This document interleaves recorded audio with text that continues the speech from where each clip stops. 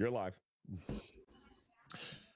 Game 6, Maple Leafs, Boston Bruins going head-to-head in the first round of the Eastern Conference playoffs here in the NHL. Guys, we'll break down that game, NHL sides, totals, props, and much more right here on PuckTime, powered by WagerTalk TV.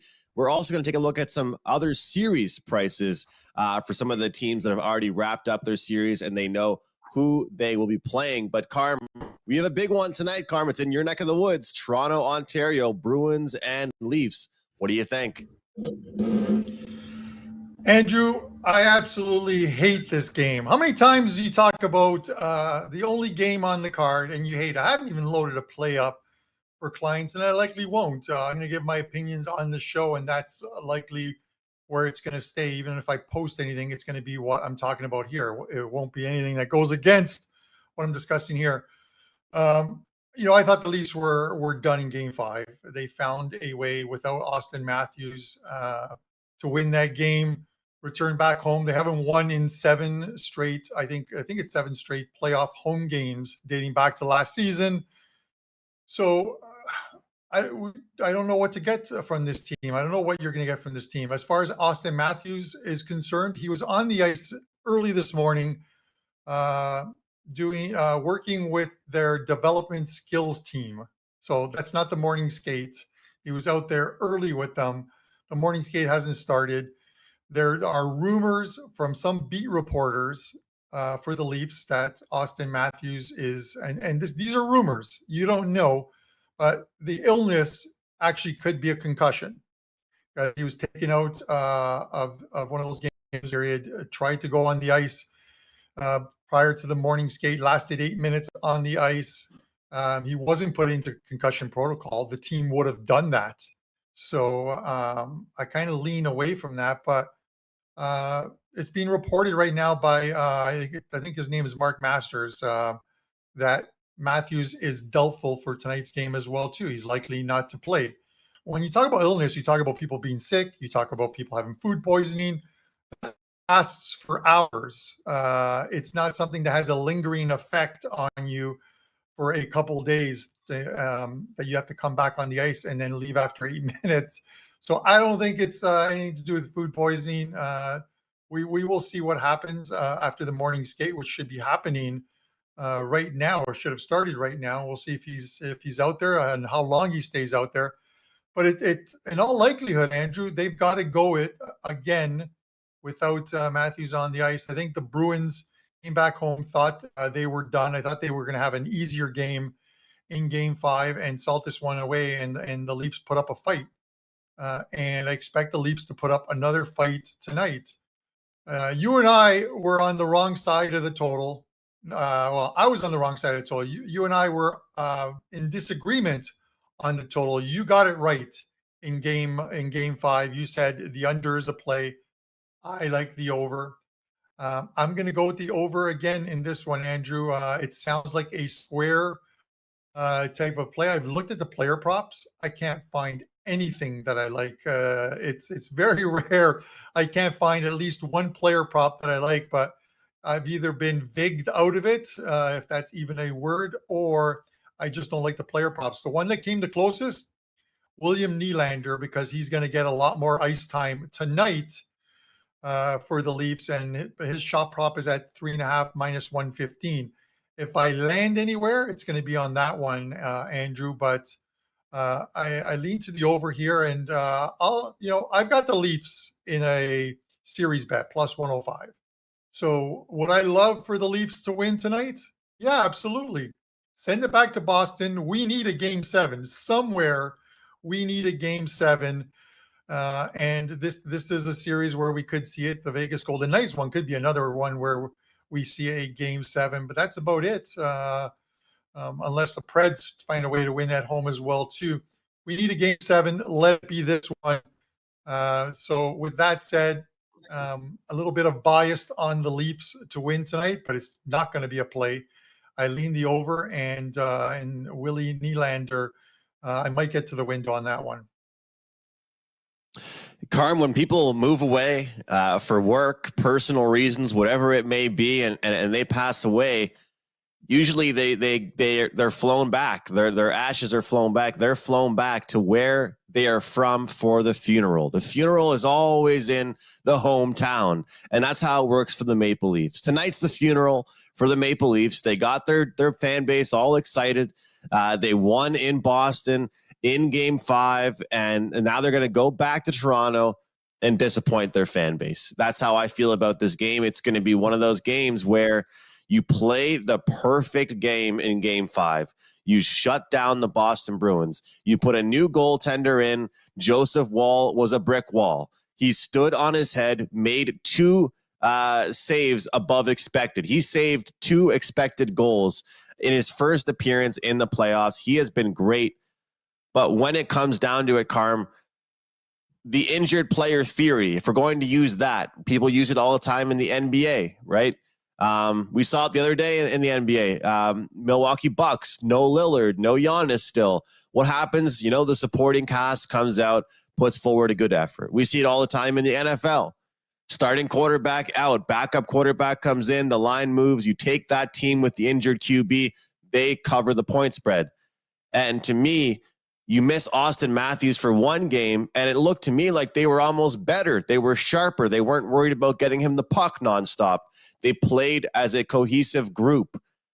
But now you have to miss Austin Matthews for a second straight game. And you look across all sports, NBA, NFL, it's usually the second game where a team really shows their true colors. Now, I was impressed by them, and I was happy to see a Game 6 here. But the thing is, Carm, they still only scored 2 goals. And that's the thing. I know some people will tell me a win is a win. And people know, look, I make fun of the Leafs during the regular season. I'm not being biased here. I've made money on the Leafs this series. I've made money against the Leafs this series, especially the player props. I've done well with them. But this is the thing. If they would have put up 4 or 5 goals last game and just absolutely had a great performance that way, I'd feel more confident. But ultimately, Carm, I'm on statmuse.com right now. These are the numbers for the Maple Leafs last several games played in the postseason. 2 goals, 1 goal, 2 goals, 3 goals, 1 goal, 2 goals, 2 goals, 2 goals, 2 goals, 2 goals, 2 goals. The last time they had more than 2 goals in a game that they lost was against Tampa Bay on the 24th of April, 2023. I mean, this is a team that during the regular season, they're nonstop a top 3 team goal scoring wise, a top 3 team power play wise. And yet we get to the postseason and somehow the magic number for them to get to is 3 goals. To me, that's a real serious problem. I lean to the Bruins here, but I'm going to go back to the under. If it ain't broke, I'm not going to try and fix it. I know that with all these chances being created, I like the overs as well with that stuff. And that's why I was taking it earlier in the series. But when it comes down to it, the goaltenders are playing well. And I could see this being another 2-1, 3-1 game. I get it that things could change. Elimination game, third period. If the Leafs are down 3-1, we're going to see the goalies pulled, and that's what could get it over. But at this point for me, I haven't seen much to convince me otherwise this team's going to wake up. Yeah, and maybe that under gets a little bit better. Chris Johnston is reporting that Austin Matthews is not on the ice for the morning skate with the regular team. So that is obviously not good news for Leaf fans. It's another by committee, game by committee tonight where it's next man up type of thing. If he's not on the ice, if he was out there with the skills development team, then he's not on the ice with the actual team for practice and working on the power play, which the power play is 1 for 17 in this series. 1 for 17 in this series. If the Leafs lose tonight and they look back on where this series might have been lost, you might look at the power play. 1 for 17 for a team that was the second highest scoring team in the NHL this season behind the Colorado Avalanche. So we will see what comes of this. But him not being on the ice They're probably going to put the designation of game time decision, but if he's not on the ice, I just can't see him playing, Andrew. One other thing, just going off on a bit of a tangent. You talk about empty nets, and I know that you had to you had to sweat the under in the Dallas game. I sweat the over. And I can't believe I did not get there. 2-2 at the end of the first period when you have a 5.5, and then 3-2, and a couple chances at the empty net, 2 or 3 chances at the empty net. They couldn't get it. I didn't even need those chances at the empty net. When it's 2-2 and you have the over 5.5 after 20 minutes of play, get there, but it didn't. So that's my little vent. And good for you on hitting the under. Carm, look, I needed one of those, man. I needed one of those. You know, like I actually stopped watching the game. After the first period, I was so frustrated. I threw my phone away and I started watching TV with the girlfriend. Started watching a show. I knew I was going to want to watch the games tonight. I got other stuff going on. I said, you know what? Tonight can be the TV night because I already lost my bet. And then we tune in like with 2 minutes to go in the third period. So it was definitely a sweat. Carmen, you mentioned about some props here. Really quick, one that I mentioned on the show last time out, and I'll say again, I really do like Bertuzzi over 2.5 shots on goal. It's only minus 125. He got it 4 of his last 5 games, and he did get exactly 3 in the last game. But, you know, he's been a huge part of the series. Him and Brad Marchand kind of going at it. But remember, Brad Treliving made the pickups and the trades that he did for the postseason. He didn't make those trades with Domi and Bertuzzi for the regular season. He picked up those guys for what they bring in the postseason. So, you know, one thing I like about Bertuzzi with his shot prop is compared to maybe a Nylander or a Marner, Bertuzzi isn't that picky with his shot selection. Like if he's close to the net, he'll get a shot off. He's not going to try and deke through a bunch of guys, make the fancy play. He'll just get the puck on net. So I do like that one. We got to bet some unders. We can't talk about only overs here, Carm. So we got to talk about the unders. Morgan Rielly not to get a point. Channeling my inner Andy Lang here. Plus 110. The guys had a horrible offensive series. And if you look at it, Carm, why not look at guys to not have a point in this series? I just rattled off the numbers. We need to have a solar eclipse for this Maple Leafs team to get more than 2 goals in the playoffs. And we got a price plus 110 for a defenseman to not get a point. I feel like that's a really good price. You know, if this was like minus 130 or 140, I'm not getting to the window with it, but you're going to give me a plus 110 price for a guy not to get an assist or a goal. I think it's worth it. And last but not least, I got to throw this one in here. You can call it my East Coast bias, Carm, or you can call it just betting on the guy that's been playing well this series. Brad Marchand plus 185 goal scorer is pretty tempting for me for a guy having a pretty good series.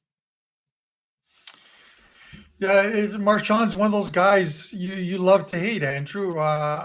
We say it every year. If he's on your team, you love him. If you're playing against him, you hate him. It's just one of those guys. It reminds me of back in the days of, like I always talk about, you know, Kenny the Rat Linsman. These guys who got under your skin. That's when hockey was hockey. I enjoyed it so much better back then. Doesn't matter if you were the smallest guy in the team, you dropped your gloves as well too. Maybe Mitch Marner can do that tonight and drop those gloves instead of throwing them behind the bench. Andrew, so you and I are going to discuss. We're going to discuss the Carolina-New York Rangers series, and we're going to have some images. We're going to have some prices up. We're just going to throw out some futures. You guys can tag along. You guys can give us your opinion on what you think the Rangers series is going to be like. But before I do that, real quickly, Sports Memo, today at Sports Memo, it is $2 Thursdays at Sports Memo. And this one goes early. Dan Kaiser is the $2 guy over at Sports Memo. 79% MLB run. 2-0 yesterday, 14-6 MLB run, and 30-16-1, 65.2% since April 12 with side plays. You can get that for only $2 over at WagerTalk. Afternoon baseball, who doesn't love it? So Give Dan some love on $2 Thursdays over at WagerTalk. All right, so we are going to look at Andrew. Do you have anything to add on the Leaf one, or are we good? We're good. We are good. We're good. All right, so we're going to talk about the Rangers. This one goes on Sunday. Game 1 Sunday.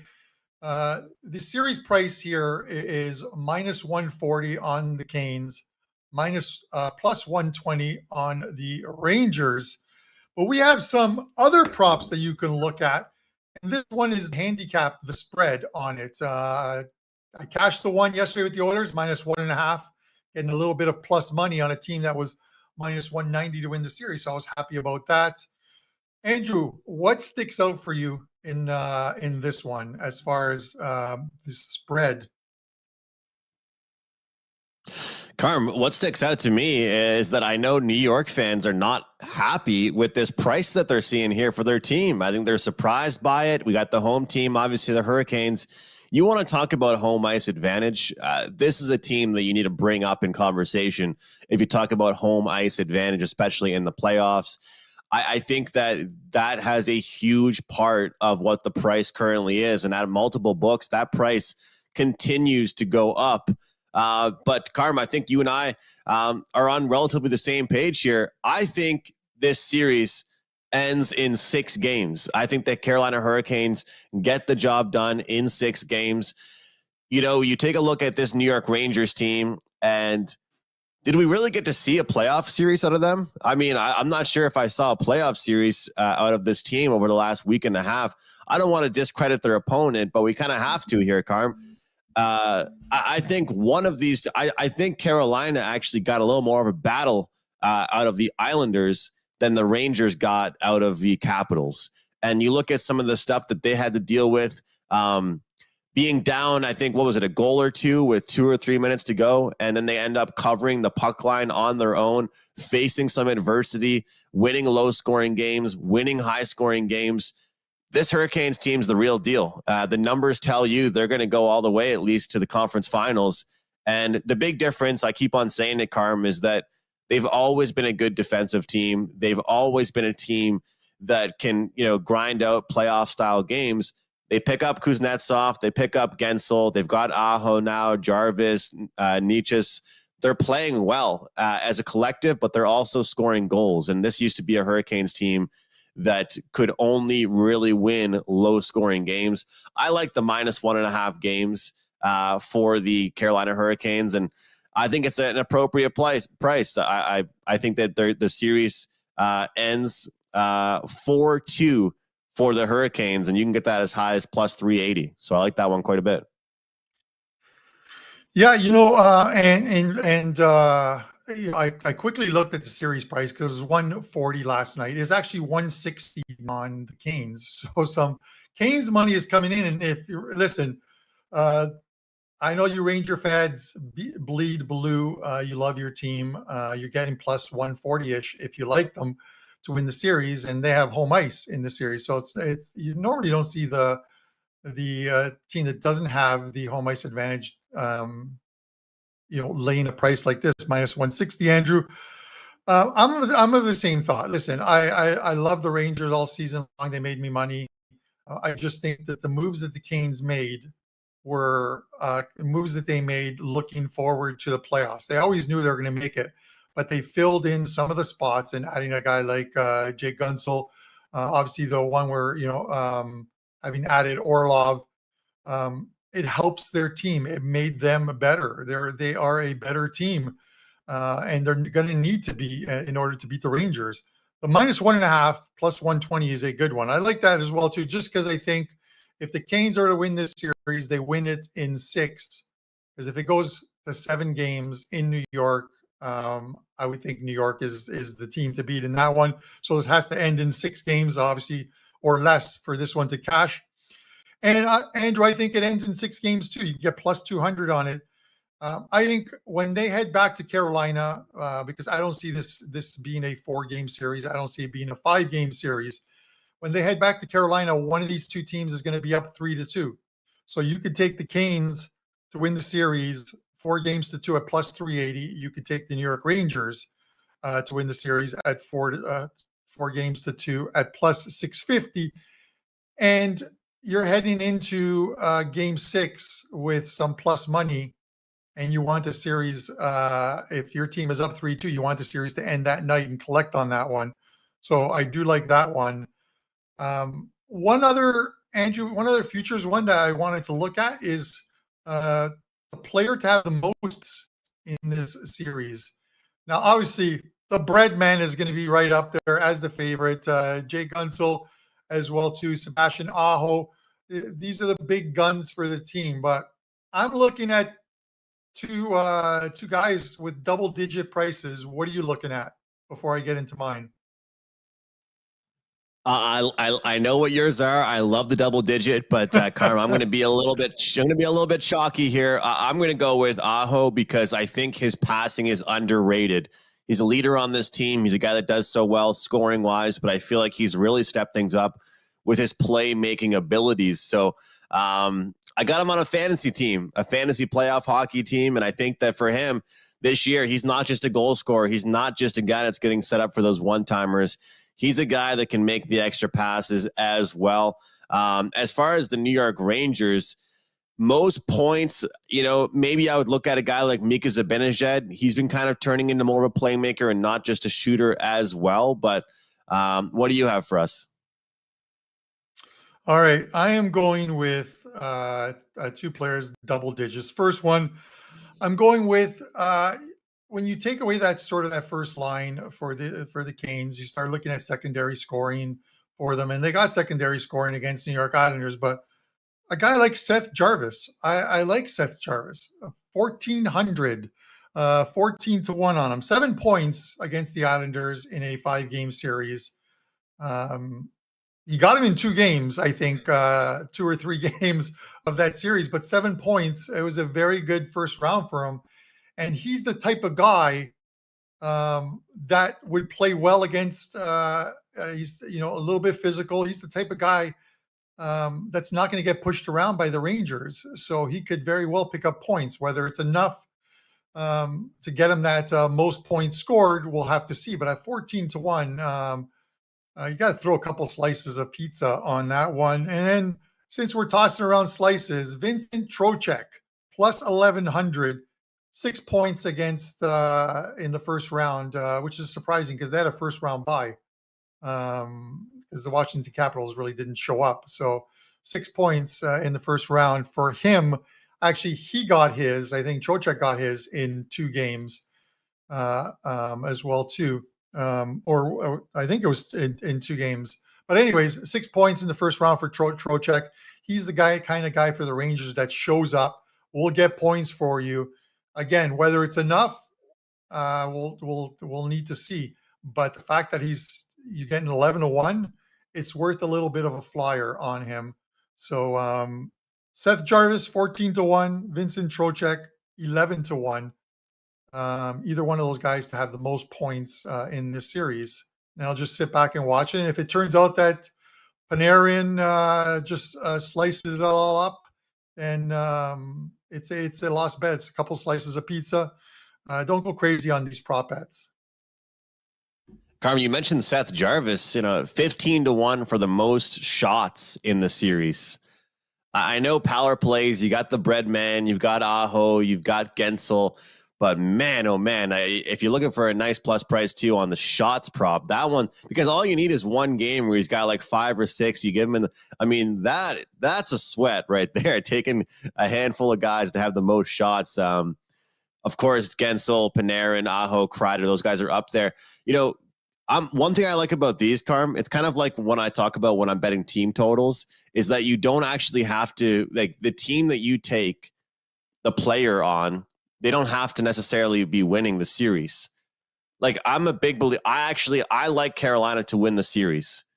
I think a New York Ranger is going to have the most goals in this series because I think it's going to be a little bit more spread out for the Carolina Hurricanes. It wouldn't shock me if Chris Kreider had the most goals in the series. Wouldn't shock me if Mika Zibanejad had the most goals in the series, but Carolina ended up winning the series. What do you think about that? Yeah, I don't blame you for liking those. Mika's one of the guys I love watching on the ice, Andrew. Whether he's on the bench, whether he's on the ice, the guy it just seems cool as a cucumber. He's nothing rattles the guy. They try and hit him.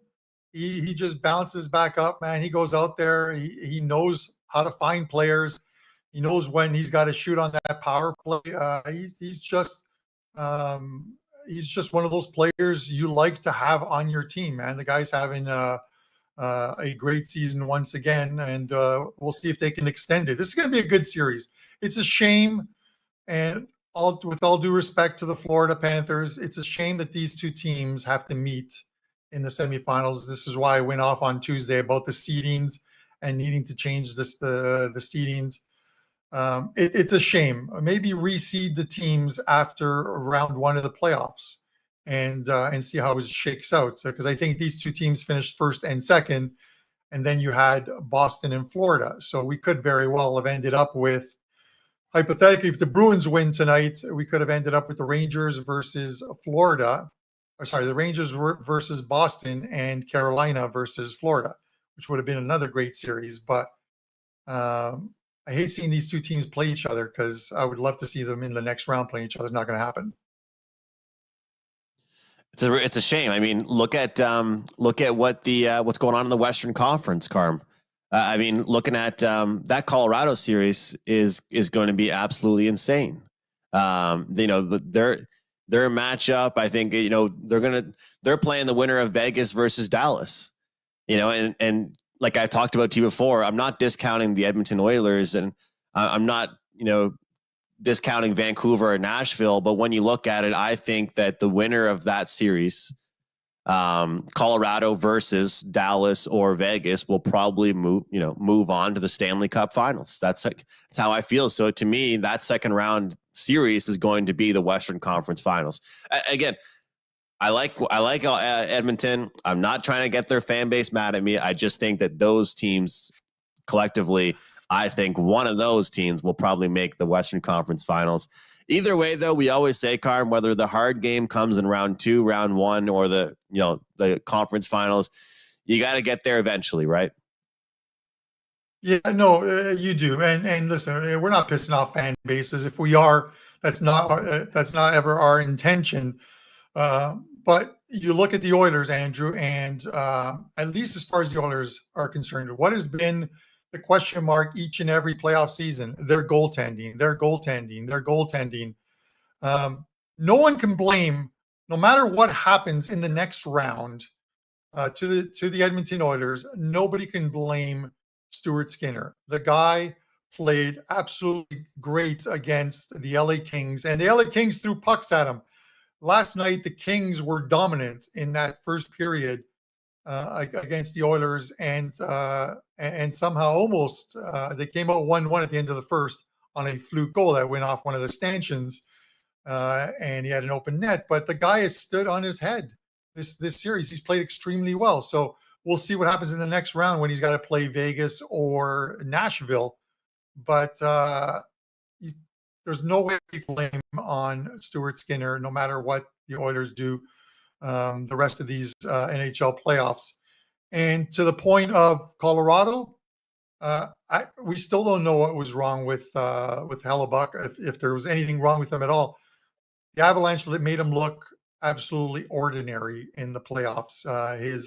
His regular season goals against average, which was 2 and change, 230-ish, something like that, ballooned to like 5+ in the playoffs. The Avs will do that, but maybe collectively that whole team didn't play very good defense against the Colorado Avalanche. So we'll see what Dallas or the Vegas Golden Knights can do against the Avs.